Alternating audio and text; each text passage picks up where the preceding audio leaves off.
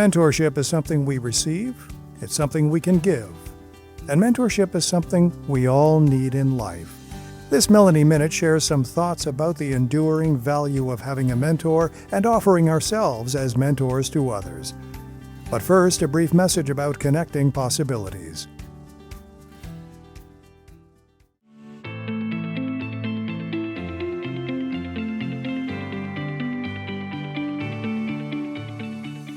"10 years in the making, Connecting Possibilities, the story of Connect for Life," is Melanie Taddeo's newest publication about the charity she created in 2014.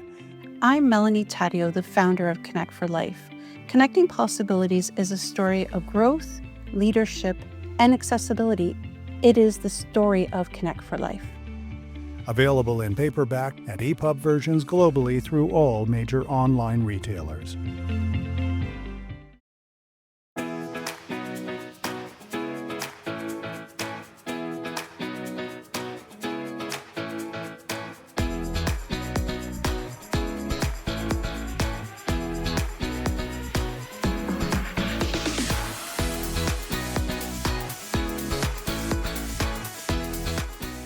Welcome to another Melanie Minute. Do you have a mentor in your life? A mentor is someone that helps guide you on something that's new and learning opportunity. Mentors can be parents, teachers, coaches, community members, or even somebody in your workplace, in your career, an older sibling, a friend. But a mentor is somebody that just helps guide you on this learning process. They also share their experience and expertise to help you understand your learning experience. They don't tell you what to do or how to do it, just give you suggestions and share their own experiences to help guide you. They also provide you with feedback and a little bit of pep talks from here and there. But as a mentee and a protege, it's important for you to take advantage of these opportunities. A mentor is somebody that will help you not only build confidence and discover who you are on your own, but also will help steer you and guide you on a pathway that will hopefully help you expand personally and professionally. And as a mentor and a protege or mentee, you both have responsibilities because it is a two-way street. Yes, there's even benefits for a mentor to learn from a protege or mentee. I love this topic because I never really thought about it for a long time. Of course, we always have our parents and our teachers teaching us right from wrong, teaching us skills and helping us learn, navigate new worlds as a child. But as you get older, you still need this guidance, that steady person to go to and look at. But it may not want to be your parents or a teacher anymore. It might be somebody else that is perhaps a coach in a sport or somebody in another community event or organization. Mentors come all over and from all over. But the great thing is you don't need to just have one mentor. You can have multiple mentors. And today I'd like to share with a couple of experiences that I've had with mentors as a protege, but then also I'd like to share on how I have paid it forward by being a mentor. I really think all my life I've had mentors, but not really labeled them as such. And the great thing is a mentor is somebody that sees more abilities in you than you see in yourself, but they help bring it out of you. So yes, I definitely have my parents and I definitely had teachers. And my first teacher that I think of is in grade school. And she knew that I could do great things. And she would encourage me and challenge me, guide me, but allow me to make mistakes, but still cheer me on. Then in high school, I had a teacher that I learned what was my art teacher, my passion for art. And she encouraged that creativity and pulled it out of me. But she let me stumble and make mistakes and discover what I needed to do for myself.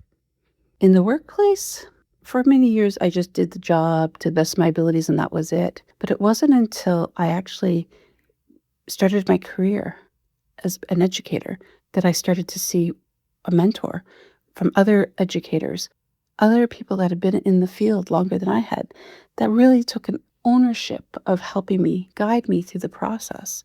And then at Toastmasters, when I joined Toastmasters, there was actually a project on being a protege and what mentorship really was. And honestly, that's the first time I actually realized the label of mentor protege. And what was interesting to me is that I was having this experience all the time, but not labeling it such. But what was really great at Toastmasters is giving it a name, giving it an idea of how it worked, taught me that, in fact, I wasn't just a protege, I was also a mentor, which was great to see because I was giving back, paying it forward after so many people had helped guide me. But I think what's really, really important to look at as a mentor is how do we figure out who our mentors are? How do we choose them? And I don't think it's so simple as sometimes it happens naturally and it just happens that you kind of befriend somebody and you learn from them. Other times it's a little bit more specific. You go looking for somebody in your profession, somebody in your circle of community events or organizations that has more experience than you that can help you learn from the ropes. This is a big thing in a lot of companies. So somebody maybe higher up at leadership, you may see something in their style that you really like and appreciate and you want to learn from them. So you may approach it and just ask for guidance and say, I'd really like to learn from what you do because I'm inspired by it. And then there's other people that take a little bit more clinical approach. They do a lot of research. They find people in their field or in their area of expertise they're looking for, and they approach it with a very cold call approach with an email. Hi, I really want to learn from you. And they do it. Now, these mentorship opportunities don't necessarily always work as well as ones that are naturally personally built, but they do work ultimately at the end of the day. But the first thing is identifying who and what you need a mentor for. So who it is, what experience and expertise do they have, and then connecting with them. As I said, it's a mutually beneficial experience. So not only are you learning from them, but they're learning from you. I'll use the example. When I joined Toastmasters, I knew nothing about Toastmasters.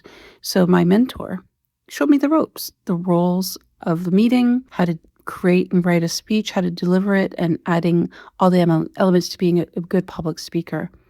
But at the same time, this was the first time they were being exposed to accessibility from somebody who was blind or visually impaired. They had to think outside the box and be creative and figure out how they could do what they knew through Toastmasters, but in a way that perhaps they had never thought of before. And this, of course, would help them in other areas of their life. As you go along this journey of mentorship and protege, you both grow, you both evolve.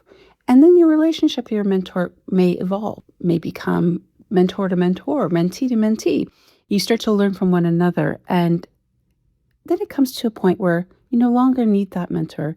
And it's okay to say, thank you so much for all you've taught me. I appreciate it, and move on to something new. This is a great thing. So some are very structured mentorships. Others just kind of evolve into what is necessary for those learnings. And then you move on.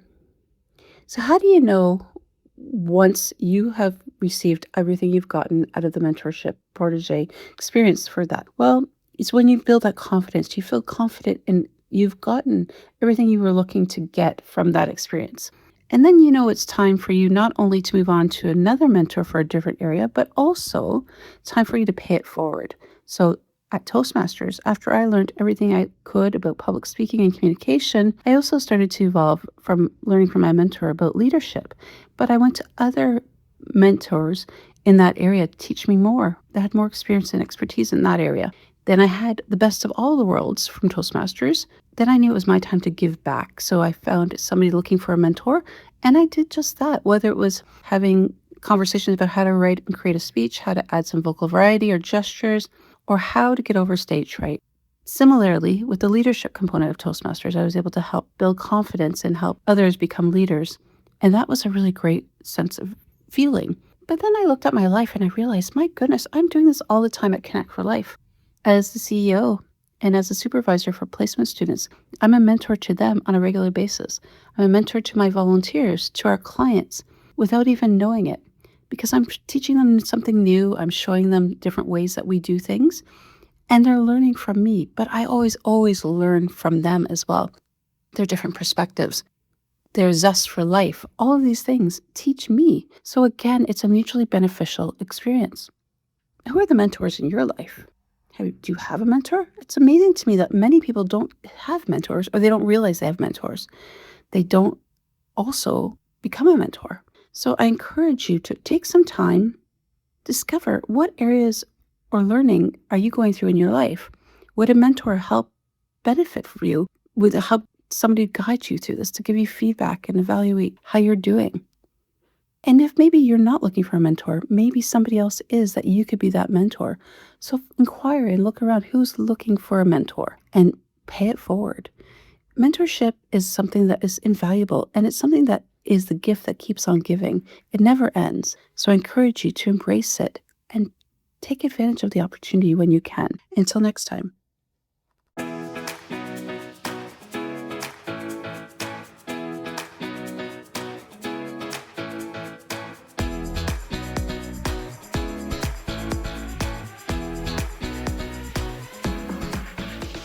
You have been listening to Connect for Life, the podcast. Connect for Life is a Canadian-based registered charity committed to eliminating barriers for people with disabilities. Visit connectforlife.ca and join us in helping people with disabilities become the champions of their growth stories.